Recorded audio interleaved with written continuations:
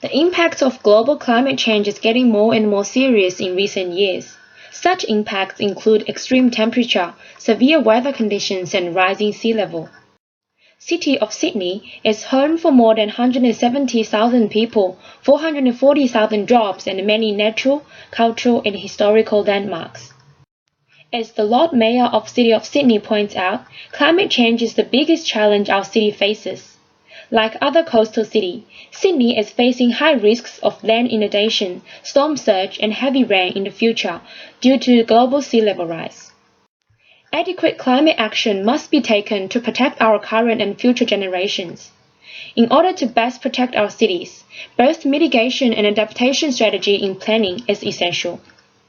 While the Sustainable Sydney 2030 plan has set out some strategy already, let's also take a look at other cities' action plan and find out what strategy can be implemented to reduce impact of sea level rise on properties and infrastructure.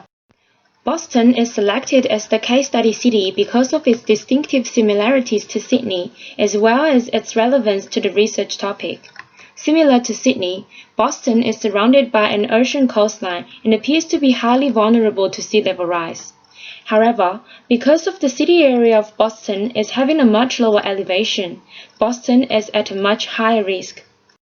In terms of mitigation, a set of policies were established to reduce municipal greenhouse gas emissions since 2007. The City of Boston has set an ambitious goal to reduce municipal greenhouse gas emission 25% by 2020 and 80% by 2050. Out of the three main sections for mitigation strategies, reduction from building and energy sources is identified as the largest sector for Boston's 2011 action plan.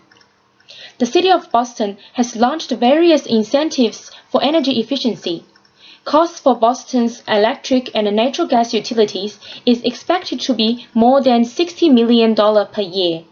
Supplementary retrofit program is launched particularly for more vulnerable communities. Moreover, in order to maximize community engagement, government has quickly developed a network of partners, public advocate campaign, and management structure. Furthermore, other supporting policies like a statewide surcharge on oil consumers and oil-related energy efficiency programs are proposed. Last but not least, a 20% renewable energy requirement is established for new planning standard. To assess whether these mitigation strategies are effective or not, we can take a look into Boston's latest action plan update. It shows a total reduction of approximately 17% in greenhouse gas emission from 2005 to 2013. And most of this reduction is due to the use of cleaner energy. Boston is an old city with more than half of its housing built before 1940. In terms of adaptation, the City of Boston pays large attention on enhancing the resilience of existing buildings. Flood-proof construction for buildings includes install vents direct water through buildings to avoid structural failure, elevate and create effective vapor barriers for critical service equipment, connect backwater flow valves and sump pumps with domestic sewer system. Meanwhile, for new developments in Boston, climate action strategies are encouraged to be integrated with sustainable planning. All new developments need to be built to resilience of sea level rise.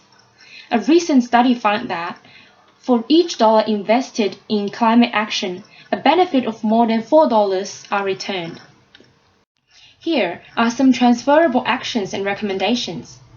Firstly, as the City of Sydney has already set targets on reducing carbon emissions, it is recommended that the city to break down several stage goals and update the action plan regularly to ensure a flexible and robust plan for unknown future conditions.